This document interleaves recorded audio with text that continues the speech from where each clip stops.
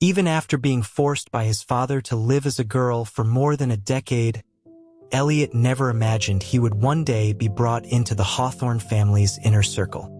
His mother used to speak of a psychic who once visited their crumbling Sterling estate. The woman had foretold that a child with a kingmaker's destiny would be born to them. His father had been ecstatic. The Sterlings were old money, a family of distinction, but by his father's generation, their influence had withered. The family name still carried weight, but it held no real power. Sending a child to be married into the Hawthorne dynasty was one thing, but to be the one to secure the family's future was a dream as distant as a star. If a Sterling could become the partner of the heir, his father would become a man of immense influence. When the old patriarch finally passed, and the new one took control, the Sterling name would rise again. From that day forward, his father watched his mother's every move, desperate for the child who would deliver his salvation. He did get his child, but his joy was short-lived. Elliot was a boy. He named him Elliot, a name he felt was soft, malleable.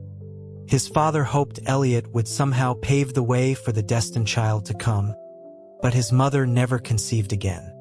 His father consulted countless specialists, tried every remedy he could find, but no daughter ever arrived. He began to blame his mother, his visits to her wing of the house becoming infrequent, then stopping altogether. He spent his nights with other women. The rare times he did see her, he brought only scorn and criticism. He decreed that at home, Elliot was to be dressed and raised as a girl. Elliot once thought that if he could only do better, his father would not be so desperate for a daughter. He threw himself into his studies, hoping to prove he could restore the family's honor through his own merit. But when his father found his economics and finance textbooks, he burned them in the fireplace, sneering that a lady had no need for such things.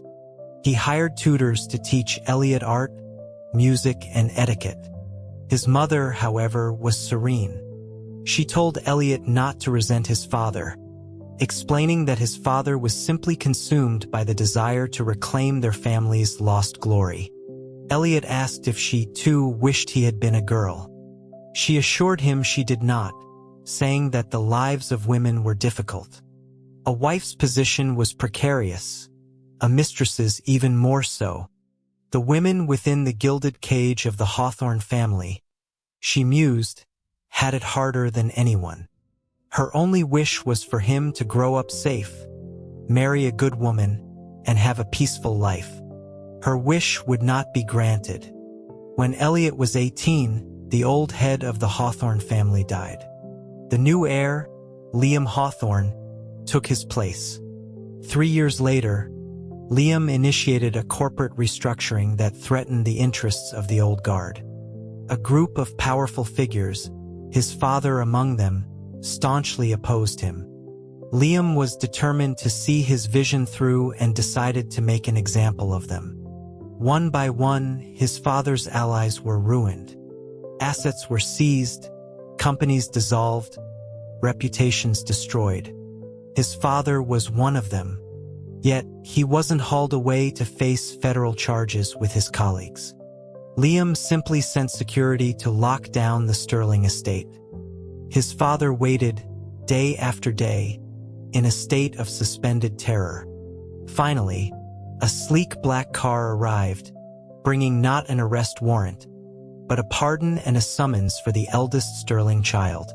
The man who delivered the message, a severe-looking aide, remarked on his father's incredible luck. The Hawthorne family had granted a full reprieve. His father was delirious with joy, weeping and laughing as he embraced his mistress, forgetting even to express his gratitude. His mother was filled with a quiet dread. She asked the aide why Liam Hawthorne wanted to see Elliot. The man didn't answer her, his gaze lingering on Elliot with an expression that was part appraisal, part pity. He simply commented that she had raised a fine son. His mother clutched Elliot's hand, telling him not to worry. Since the family was spared, Liam surely meant him no harm. She promised to have his favorite beef stew ready for his return. The aide grew impatient, urging Elliot to hurry. His mother's grip tightened, wanting to walk him to the door. Elliot saw the silver in her hair, stark against the gray afternoon light, and worried she would catch a chill. He gently pulled his hand away and waved for her to go back inside. He followed the men out of the house and into the waiting car. As they drove through the financial district, he glanced at a news ticker scrolling across a skyscraper. He saw the names of his father's associates in flashing red, their company's stock prices plummeting to zero. It was a bloodbath on the market. Christmas was only 2 months away, but for those families, there would be no celebration. It was the first time he truly understood the terrifying reach of Liam Hawthorne's power. He wanted to ask the aide why his father was spared and why he was being summoned, but he knew the question was futile. He remained silent. Upon arriving at the gates of the sprawling Hawthorne estate, he was led from the car. Another man, impeccably dressed, was waiting. He saw the first aide bow deferentially, addressing the newcomer as Mr. Davies. This, he surmised, was Liam Hawthorne's chief of staff. He followed Mr. Davies through a pristine, silent corridor to a sitting room, where he was told to wait. He couldn't stop himself from asking when Mr. Hawthorne would see him. The sudden pardon and summons felt like a hook in his gut, and he worried about his mother waiting for him. Mr. Davies offered no information, only instructing him to be patient. He waited for a long time, until the sky outside the floor-to-ceiling windows turned a deep, starless black. Finally, a different assistant entered, not with a summons, but with a formal document on heavy cream-colored stationery. It was a declaration. Elliot Sterling, eldest son of the Sterling family, was to be taken under the personal wardship of Liam Hawthorne. He was granted residence in the Sunrise Pavilion. The world seemed to tilt, the words blurring before his eyes. Felt as if lightning had struck him. On the way here, he had considered 100 reasons for the summons. This was not one of them. He suddenly remembered a fragment of the psychic's prophecy his father used to repeat, that a great phoenix would rise in their family. He now understood. The phoenix in this story was not destined to mate with another of its kind, but with a dragon. And he, it seemed, had caught the dragon's eye. This was the Sterling family's destiny. His destiny. An overwhelming urge to flee seized him, to run far away, to a place where no one would force him into a life that wasn't his.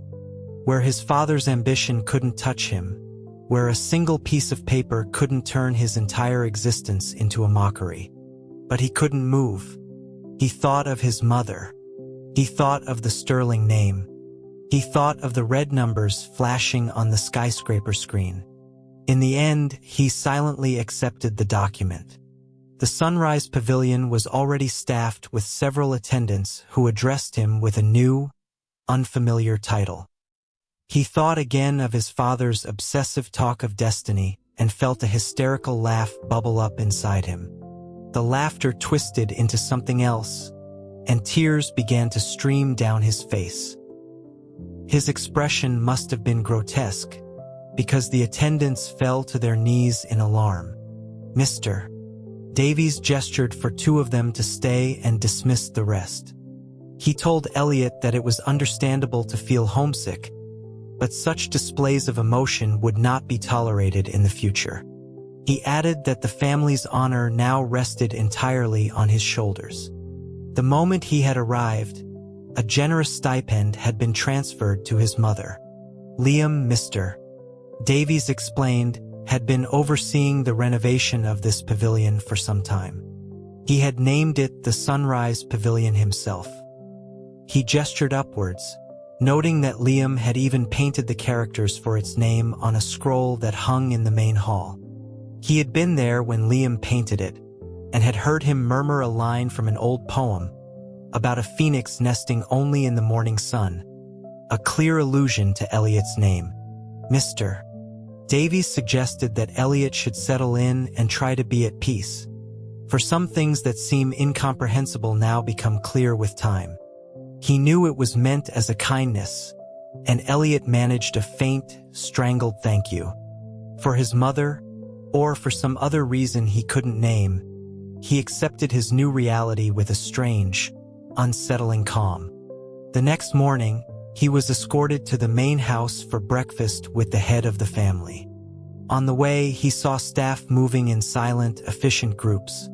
They would glance at him, their faces flickering with a subtle curiosity before they quickly lowered their heads.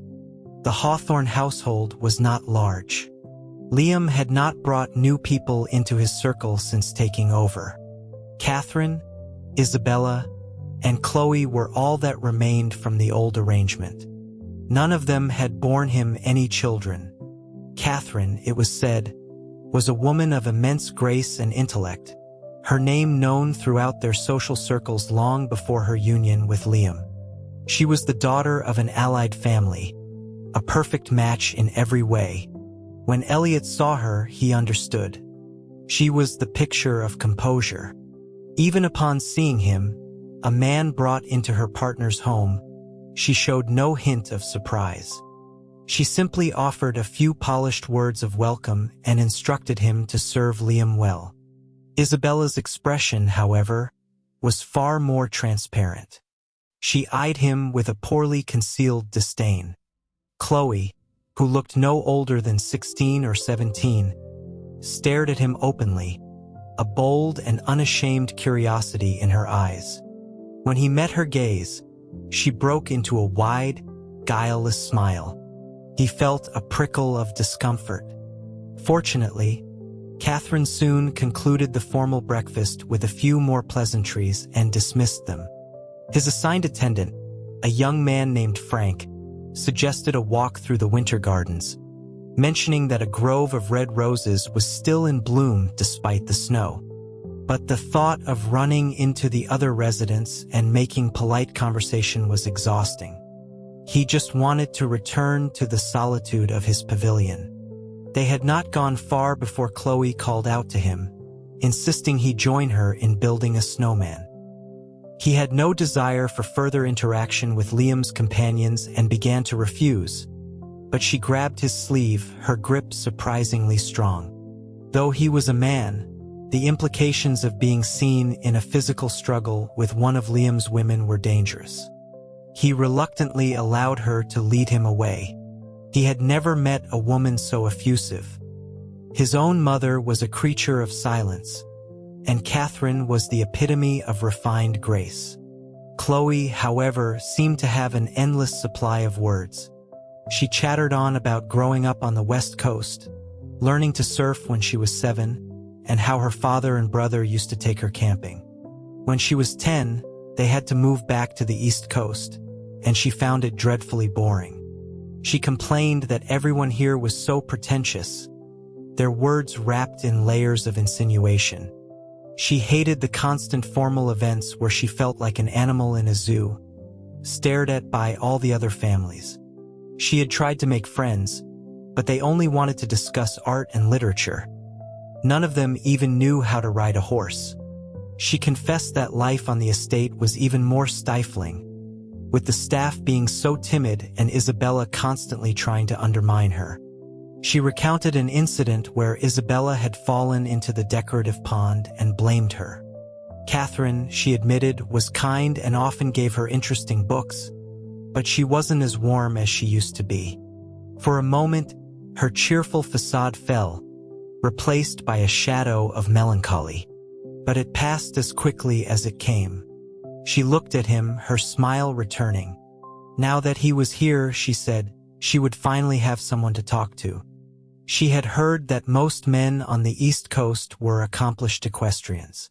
While they couldn't ride on the estate, perhaps they could have an archery competition. Perhaps it was her relentless cheerfulness, or perhaps his own desperate need for an honest perspective.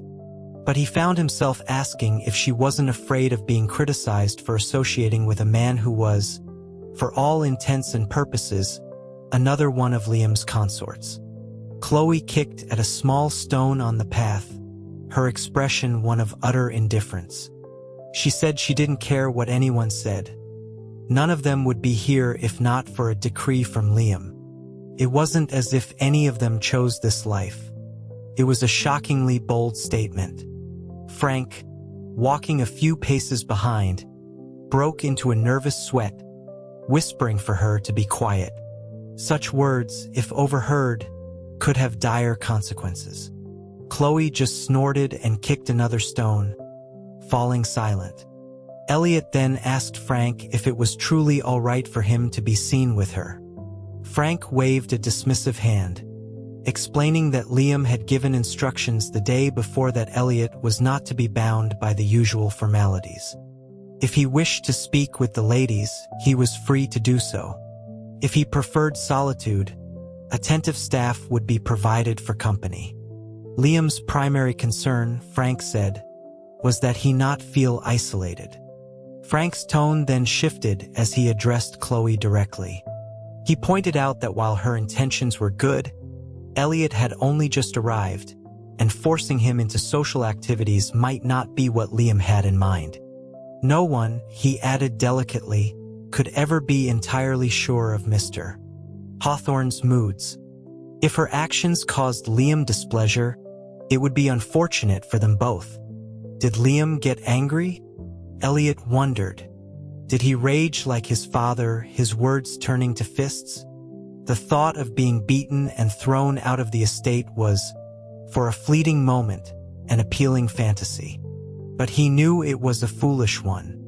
A consort who angered the master was not expelled. They were locked away. With that sobering realization, he decided it was best not to provoke Liam. He excused himself from Chloe's company. She pouted but relented, promising to find him again soon. As he watched her run off to play in the snow by herself, he felt a pang of kinship. They were both trapped in a place they did not want to be. It was hard to say which of them was more pitiful. Frank, not one to give up on his mission, once again mentioned the beautiful red roses. But as they approached the garden, Elliot saw Isabella standing not far off. Not wanting an encounter, he turned and went back to the Sunrise Pavilion. Inside, with nothing to do, he sat on the cold marble steps overlooking the courtyard and stared at a bare, skeletal tree. It was a fitting reflection of his own vitality. A short while later, several staff members arrived, carrying a magnificent grand piano. It was a gift from Liam. Frank added, his face beaming, that Liam had also informed him he would be joining Elliot for dinner that evening. The news hit Elliot like a physical blow. He froze, unable to react. Frank leaned in, his voice low. He advised Elliot that since he was already here, there was no point in fighting it. To be favored by Liam was a blessing. His favor and his wrath were two sides of the same coin, and one had to accept both. He told Elliot he was a smart young man and knew what he had to do. Fighting against the inevitable would only bring more suffering. It was the same logic Mr. Davies had offered the day before, the same logic that had governed his entire life since his father first forced him into a dress. He knew a bent arm could not be straightened by force. Pointless resistance only led to pain. He forced a smile and thanked Frank for his advice, claiming he was simply overwhelmed with happiness. After a solitary lunch, Frank returned with a stern, older woman, the head housekeeper. She spent the better part of the afternoon instructing him on Liam's preferences, her lecture covering every conceivable detail. Then, she handed him 2 slim, leather-bound books and told him to study them. He opened the first one and saw it was filled with explicit anatomical diagrams and illustrations. He slammed it shut with a clatter, his face instantly burning hot. His mind reeled. The book felt like a hot coal in his hands, and he instinctively dropped it. The housekeeper quickly retrieved it. She explained that it was a consort's duty to serve the master, and all were instructed before their first night. If there were any inadequacies and Liam was displeased, the blame would fall on her. She then knelt before him, begging him to consider her position and not make things difficult. Seeing a woman his mother's age kneeling on the floor, he felt a familiar mix of pity and helplessness. He knew all too well the bitterness of being powerless. Why should he inflict that feeling on someone else? He took the books and read them. As evening fell and he awaited Liam's arrival, the images from the book returned unbidden. The figures in the drawings began to shift, one of them taking on his own face, the other a faceless man. Then Liam arrived and the faceless man had a name. From the way Frank and the housekeeper spoke, he had expected Liam to be intimidating, perhaps as cruel as his father. But the man who entered the room was startlingly handsome, with a gentle demeanor that seemed to radiate a quiet warmth. The sight of him was like a cool breeze on a sweltering day. Elliot was so captivated that he simply stared, forgetting all of the afternoon's frantic instructions. He didn't even remember to bow. He was only jolted back to reality when he heard Frank's urgent, hushed whisper from behind him. Fortunately, Liam did not seem to mind. He smiled, a slow, gentle curve of his lips, and asked if he was settling in all right, if the food was to his liking. Before Elliot could formulate a response, Liam added that he must not have slept well, noting the dark circles under his eyes. He reached out as if to touch his cheek. Elliot flinched back instinctively. Liam's hand fell, but his smile didn't waver. He chided himself for being too forward, remarking that this was, after all, their first real meeting. Frank had not prepared him for this kind of conversation. Afraid of saying the wrong thing, Elliot remained frozen, his mind a blank. A moment later, the staff had vanished, and he and Liam were alone. Liam sat at the dining table and asked what he had done all day, and if he liked the piano. The question finally registered. He remembered the gift and the mountain of rules Frank had recited. He couldn't recall the proper etiquette for this moment, but he figured expressing gratitude was a safe bet. He moved to kneel, but before he could, Liam was there, his hands closing around his arms, stopping him. He drew Elliot onto his lap, his voice a low murmur against his ear. He told Elliot there was no need for such formality between them. Then, without waiting for an answer about the piano, he leaned in and pressed a soft, tentative kiss to the corner of his mouth. Elliot's eyes widened in shock. He must have looked ridiculous. Liam seemed amused by his reaction. He could feel the faint vibration of a chuckle in the chest he was pressed against. The laugh faded, and Liam kissed him again, this time with a gentle, searching pressure, as if he were handling a priceless, fragile treasure. He remembered the housekeeper's instructions and, with a surge of resolve, tried to respond. The arm around his waist tightened instantly. For a strange moment, he thought he tasted grapes. The sensation brought a vivid image to his mind: the grapevine in his mother's private garden. She had built a tall trellis for it, and in the summer, he would practice his music in its shade, reaching up to pluck a sweet, round grape when he grew tired. It was a long while before Liam pulled away.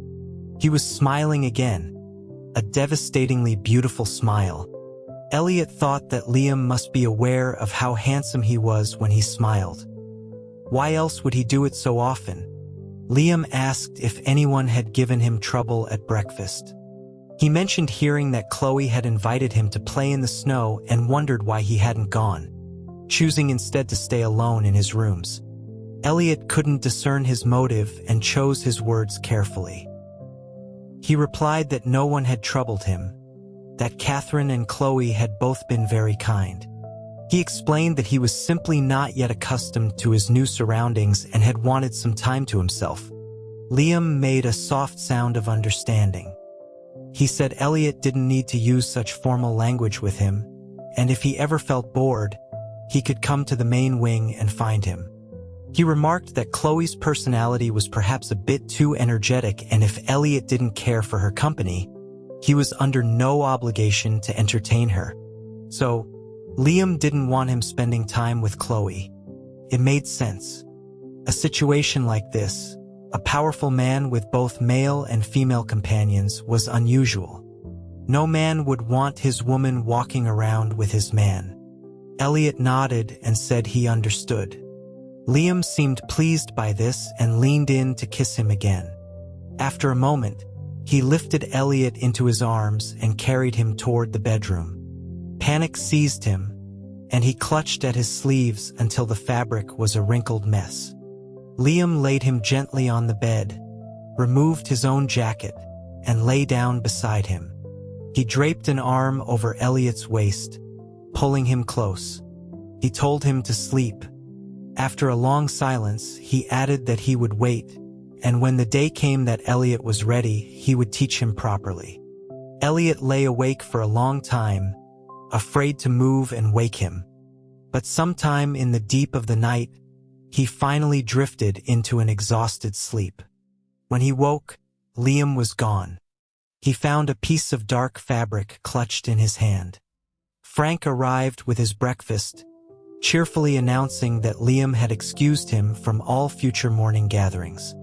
He recounted how, earlier that morning, Elliot had been holding onto Liam's sleeve in his sleep. Not wanting to wake him, Liam had simply taken a small knife and cut the fabric away. He was truly devoted to him, Frank gushed. Elliot couldn't help but wonder, was Liam this gentle with everyone? Did he cut his sleeve for other companions, too? The thought left a strange, unpleasant feeling in his stomach. After eating, he remembered the piano. He had Frank bring it out. It was indeed a magnificent instrument, but there was no grapevine in this courtyard. So he sat on the steps again, just as he had the day before. Frank found him there and chided him, saying he would go mad sitting by himself all day, that he needed to get out. Elliot was used to being alone. At home, confined by his feminine attire, he rarely left the house. When not in lessons, he would sit on the steps in his mother's garden, a place even more quiet and isolated than this. But to silence Frank's nagging, he agreed to go for a walk. Frank, obsessed with the idea, suggested he cut some of the red roses to send to Liam. They never made it to the rose garden. Isabella blocked their path. He remembered her from breakfast. She had an aura of sharp hostility. Her greeting was a perfunctory nod. She asked if he was also on his way to admire the roses, feigning surprise that they shared the same tastes. She then covered her mouth with a manicured hand in a gesture of mock apology, explaining that old habits died hard. She shouldn't be calling him a peer, but rather addressing him with a more masculine honorific. She let out a high-pitched, artificial laugh. Suddenly, Chloe's voice rang out from behind them. She shouted Isabella's name, vowing to finally teach her a lesson. Elliot turned to see Chloe charging toward them like a storm, her arms flailing.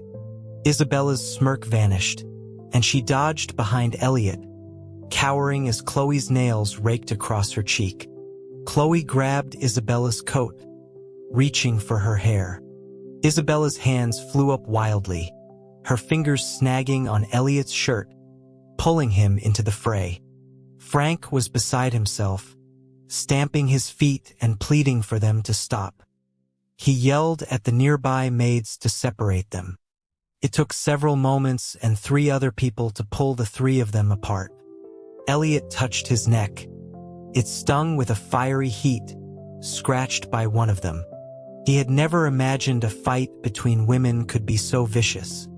Chloe's face was also scratched, but Isabella was in worse shape, her cheek bleeding. Chloe, her hair a mess, was still struggling against the two maids holding her back, ready for another round. News of the incident reached Catherine quickly. All three of them were summoned to the main house. The moment they entered the drawing room, Isabella burst into tears, wailing to Catherine about Chloe's outrageous behavior. She claimed this wasn't the first time, referencing the pond incident, and now she had been physically assaulted in front of the staff. If not for the angry red marks on her face, her performance of a wronged victim would have been quite convincing. Chloe was immediately provoked, calling her a liar and a drama queen. Isabella shot back, asking sarcastically if Chloe was suggesting she had clawed her own face. Her voice trembled as she added that she knew her family status and position were inferior to Chloe's and that she would not argue, not wanting to trouble Catherine further. Elliot now understood why Chloe had wanted to scratch her. Chloe lunged again, but Catherine's sharp voice cut through the air, calling her by her full name. Chloe froze as if struck, her bravado deflating instantly. Her eyes welled with unshed tears. For all her fearlessness, she was apparently terrified of Catherine calling her by her name. Catherine looked at the three of them and then turned to Elliot, asking for his account. Before he could speak, Liam entered the room. Frank immediately knelt and gave him a rapid, low-voiced summary of the events. Liam's expression darkened. His judgment was swift and cold. Isabella was to be sent to a remote family property in the countryside. Chloe was to be confined to her wing for 3 months. He instructed Catherine to maintain better order in the household. Then he took Elliot to his private study. He gently retied Elliot's disheveled hair and took out a small porcelain jar of ointment. He dabbed the balm onto the scratch on his neck, blowing softly on it. The sensation tickled, and Elliot instinctively tried to pull away. Liam drew him into his lap, asking why he hadn't spoken up back in the drawing room. He sighed, wondering what would happen if he encountered someone as manipulative as Isabella again. He would be eaten alive.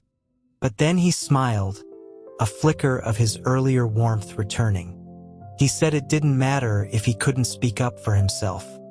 He, Liam, would never let anyone bully him. At home, his father would refer to himself by his formal title, asserting his authority, but it was always followed by a reprimand or a curse. This was the first time Elliot had heard Liam use that tone of absolute power, and it was to promise protection. A sudden, sharp sting behind his eyes, and a tear escaped, then another. Liam let him lean against his shoulder, patting his back in a slow, steady rhythm. The gentle gesture only made him cry harder. It was as if a dam holding back years of repressed misery had finally burst. Liam sounded distressed, asking him what was wrong, why he was so upset. Elliot couldn't speak. He could only shake his head, the sobs racking his body. Liam stopped asking questions and simply held him, patiently wiping away his tears with a handkerchief. When the storm of emotion finally passed, Elliot felt a flush of embarrassment. He pushed against Liam's chest, trying to get off his lap. Liam chuckled softly, calling him a little ungrateful thing, and held him tighter, kissing him with a deep, lingering tenderness. Elliot felt a strange flutter in his chest, like a cat scratching at his heart. As they kissed, Liam took his hand and guided it toward the belt at his waist. Panic shot through him. He tried to pull his hand back, but Liam's grip was firm. He kissed his cheeks, his jaw, his voice growing thick and husky. He whispered Elliot's name, begging him for help. His gaze was hot, direct, and unnerving. When he finally let go, the blood rushed to Elliot's head with a roar. He scrambled away, putting as much distance between them as possible. Liam's voice was placating, apologetic. He said he had lost his head for a moment and promised it wouldn't happen again. But he didn't keep his word. He would press and plead, urging Elliot to call him by his first name. When Elliot did, Liam would hold him for what felt like an eternity. Eventually, no matter how much he coaxed, Elliot refused to say it again. Liam never got angry, just continued to whisper Elliot's name. Elliot didn't understand what was happening to him. Whenever Liam was close, his heart would hammer against his ribs, threatening to beat its way out of his chest. He accused him of using his power to bully him. Liam would just laugh and tell him he was welcome to bully him back in any way he chose. Then he would shamelessly lean in for another kiss. When Elliot called him shameless, he would reply that they had exchanged vows, and there was no shame between partners. And it was true. They had exchanged vows. That day, after the fight, Liam had moved him into his own private wing. After Christmas, he had taken him back to the Sunrise Pavilion. The entire place had been decorated with crimson silk and festive symbols. A pair of ornate candles burned in the bedroom, and the bed was covered in a rich red satin duvet. There, just the two of them, they made a private vow to each other. Liam asked him if he was willing. Elliot had whispered that he didn't know. Liam had kissed him and said he would wait until he did.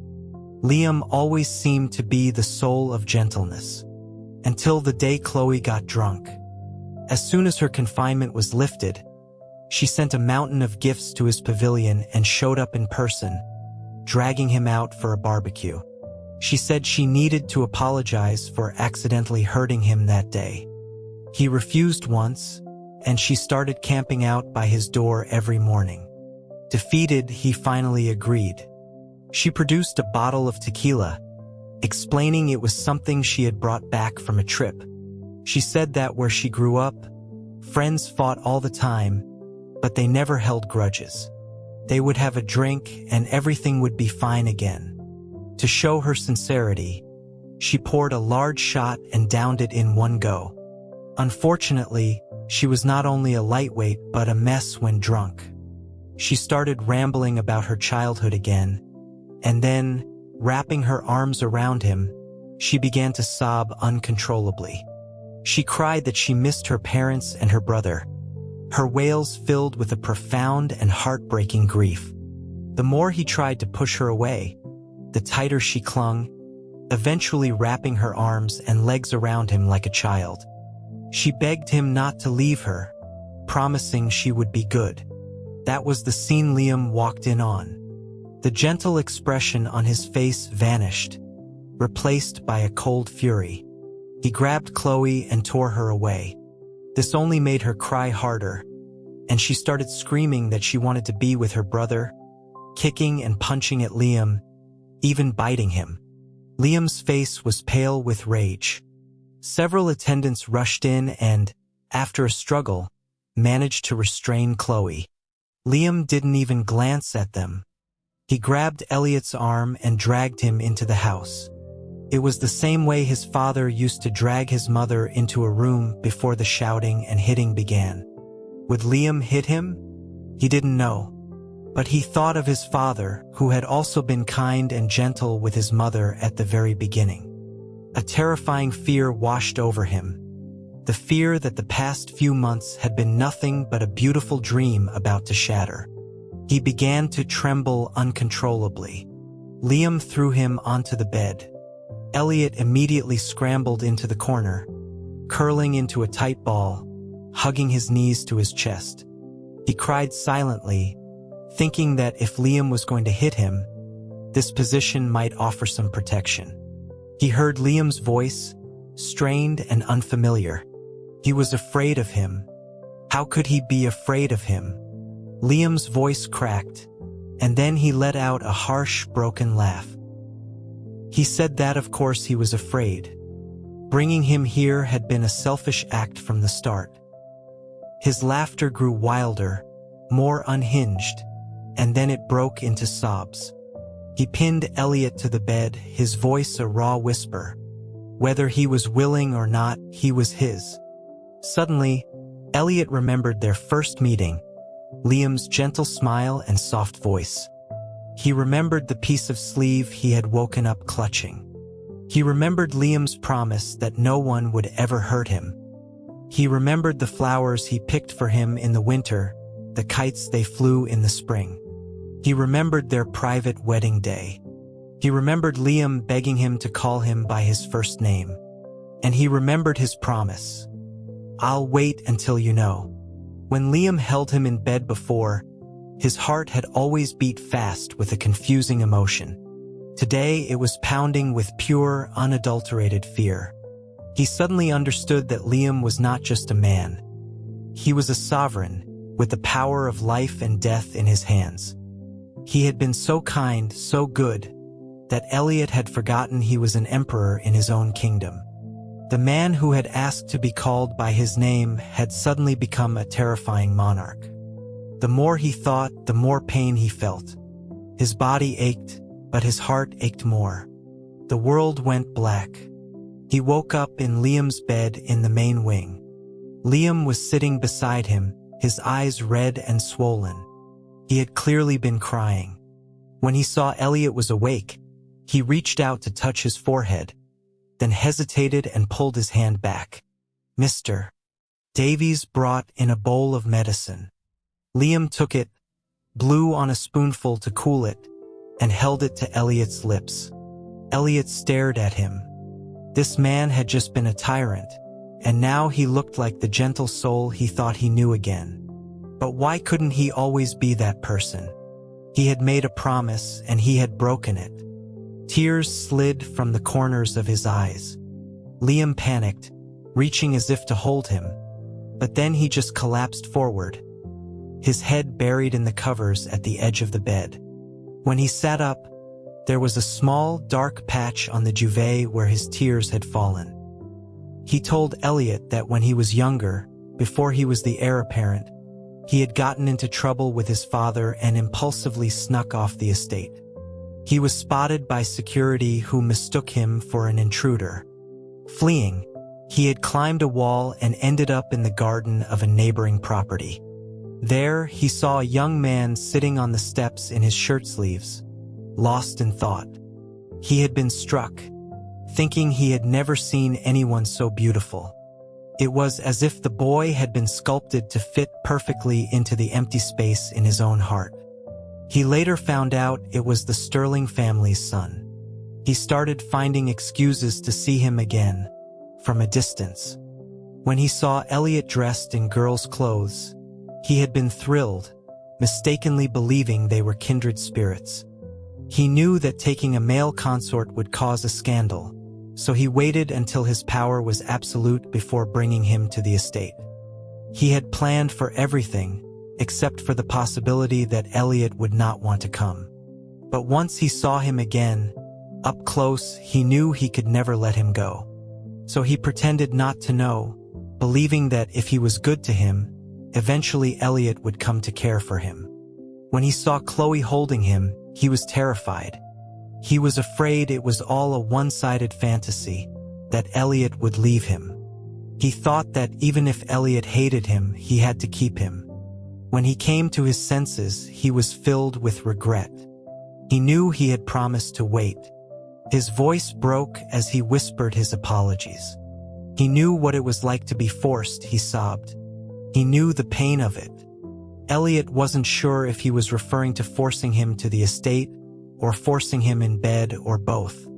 As for being forced to the estate, apart from the initial shock, it hadn't truly felt like a prison.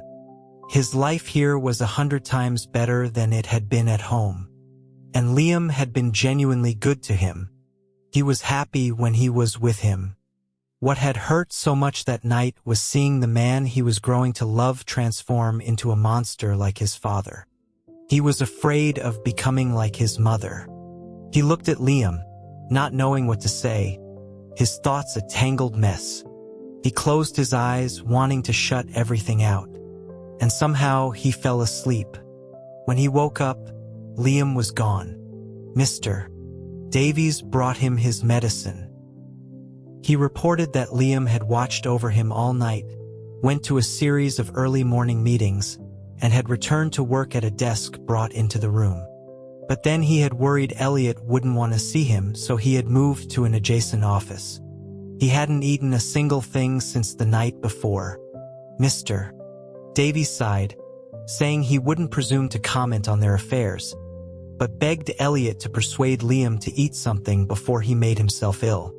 Elliot asked him to take a plate of pastries to Liam.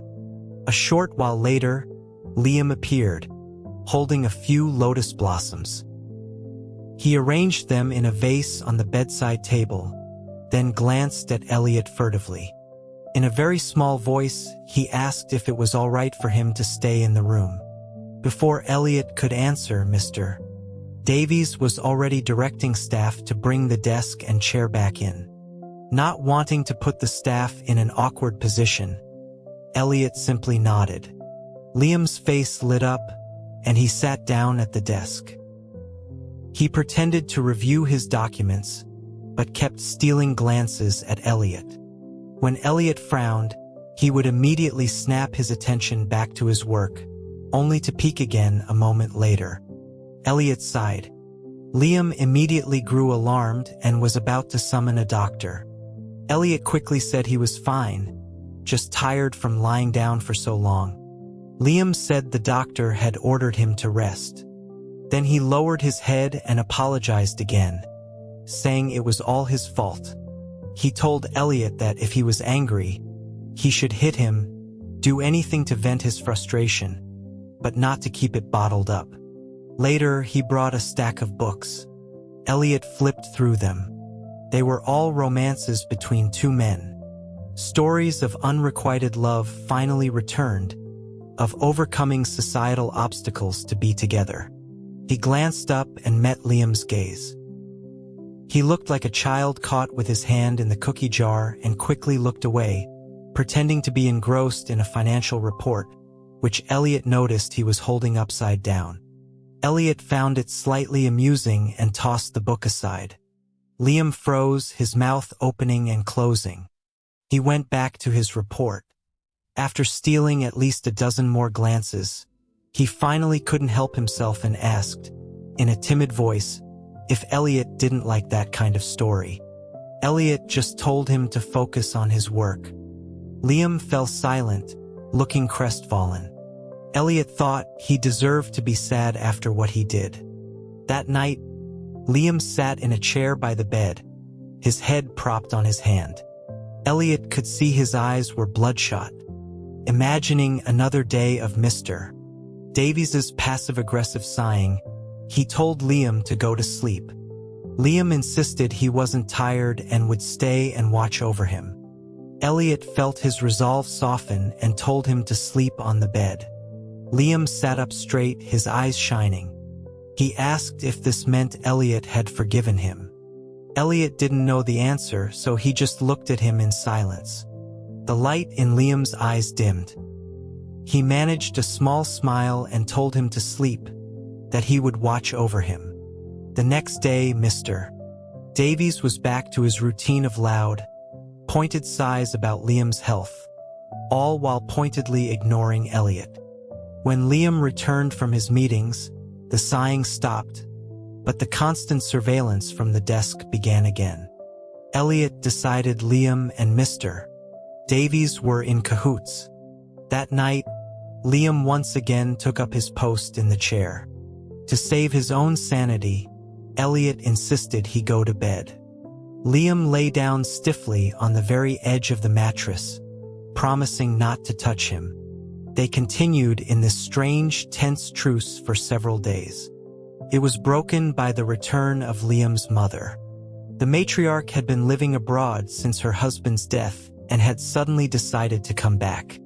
Elliot felt a sense of foreboding, and he was right. She had come for him. On the day of her arrival, she sent her personal staff to summon him.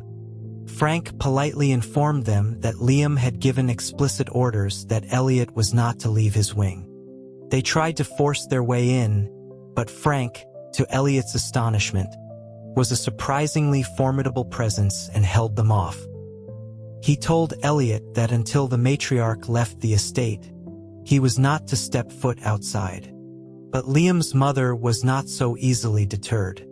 After her staff failed, she came in person, sweeping in with her entourage and declaring her intention to deal with the sorcerer who had bewitched her son. Frank stood in her way.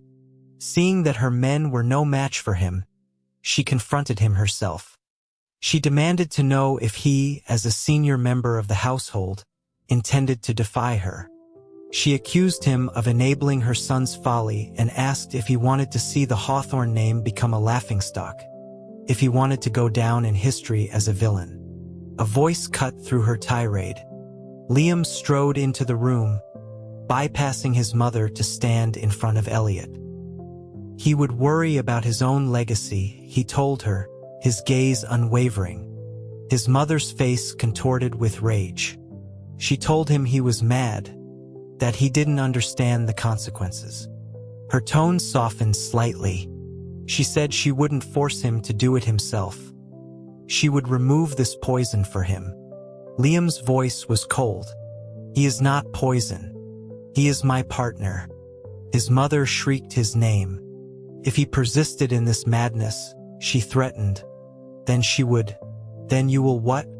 Liam's whole body was trembling. He gave a bitter, broken laugh. Do what father did? Drug me and throw me in a room with some woman? He screamed the words, his voice echoing in the shocked silence. The staff dropped to their knees. Mr. Davies quickly led Elliot into the adjoining room. His mind was reeling, replaying Liam's words. He was shaking so badly he could barely stand. He grabbed Mr. Davies's arm, his teeth chattering. He tried to ask, but the words wouldn't come. Mr. Davies sighed. He said that Liam hadn't told him, so it wasn't his place to speak, but seeing them at such an impasse, and with Liam having opened the wound himself, he couldn't stay silent. He explained that when Liam was younger, his father had tried to arrange a marriage for him. Liam, having already seen Elliot, refused. His father pressed him, and in a moment of desperation, Liam confessed his preference for men. Enraged, his father demanded to know who it was, threatening to destroy them. Liam refused to say, so his father had taken matters into his own hands. He had drugged Liam and arranged for a woman to be sent to his room to cure him. Suddenly, everything made sense. Why there were no children after 3 years. Why Liam's hands would reach for him and then pull back. Why he had said, I know what it's like to be forced. Elliot felt a pain so sharp it was like a knife in his heart. Mr. Davies continued, his voice soft. He had watched Liam grow up, he said. He had always been a gentle soul, never fighting with his siblings over anything. The only selfish thing he had ever done was bring Elliot here. And Elliot knew how Liam had treated him. Could any other powerful man have been so patient? Yes, he had lost his temper that one night, but it was clear to anyone with eyes that Elliot cared for him too. So why were they fighting it? He told Elliot that if he truly didn't want to be with him, he should ask for a decree to leave the estate, to spare Liam this fight with his mother. But, he added, a connection like theirs was a rare and precious thing. He urged Elliot to think carefully about what he truly wanted. Felt like an eternity, but it was only a moment. Liam came into the room and sat beside him. He told him not to be afraid, that he had sent his mother away to one of the country houses where she could no longer bother him. After a long silence, he asked, his voice barely a whisper, if he wanted to leave. Did he want to leave? He remembered Chloe crying, saying she wanted to go home, but he himself had never once thought about leaving. Not even after that terrible night, not even when he was terrified of the future. He had never wanted to leave him. Mr. Davies was right. Since he didn't want to go, what was the point of this painful standoff? He shifted closer and took Liam's hand. Liam breathed his name, his voice filled with disbelief and a fragile hope. Now that Elliot understood his own heart, he didn't want to waste any more time. He told him that there was nothing between him and Chloe. Liam put a hesitant arm around him. He said he knew that it was his own fault for letting the seed of doubt grow. Chloe was a wild, free spirit. She didn't belong in a cage. Elliot asked him if he could let Chloe go. A long moment passed. Liam's voice was hoarse when he finally spoke. Did he want to go with her? Was this why he was holding him now, to bargain for their freedom? He pushed Elliot away. He told him to go far away where he would never have to see them again. Elliot was stunned, unsure how he had leaped to that conclusion. He didn't know whether to laugh or be angry. A mischievous impulse took over. He said that Liam was truly generous, a real expert in letting people go. He hadn't said more than 2 words before Liam turned his head away, his voice muffled. Just go, he said. Go far away. Elliot saw a tear trace a path down his cheek. A wave of guilt washed over him. He moved closer, his voice soft. But my husband is here, he said, looking at him with wide, innocent eyes. Where would I go? Unless my husband wants to send me away? Liam's head snapped back. How could I want to send you away? He retorted automatically. He stared at Elliot, his eyes red-rimmed. How could I ever bear to send you away? Then, understanding dawned in his eyes. He lunged forward, wrapping his arms around Elliot and lifting him off the ground. What did you just call me? He demanded, his voice alight with joy. You're not leaving? You'll stay? Elliot nodded. He confessed that while he hadn't wanted to come here at first, he had never truly wanted to leave. He had just been confused. But now he knew what he wanted. He looked directly into Liam's eyes. I want to be with my husband. Then he leaned in and kissed him. A flush spread across Liam's face, and his breathing grew heavy. Elliot studied his face, just as Liam had once studied his. And finally, he called him by his name. Liam immediately summoned Mr. Davies and dictated a decree releasing Chloe from her obligations, effective immediately.